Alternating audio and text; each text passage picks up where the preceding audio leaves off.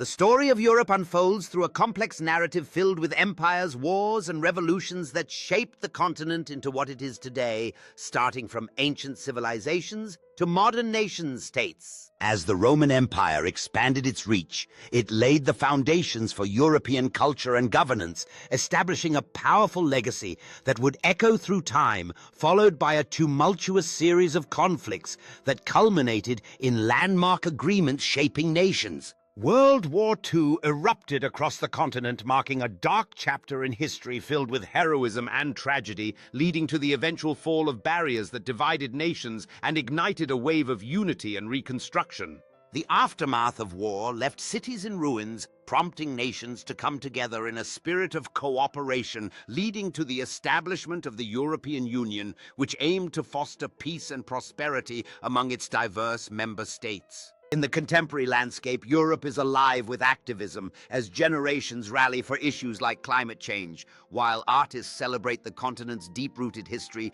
through vibrant expressions of culture and identity.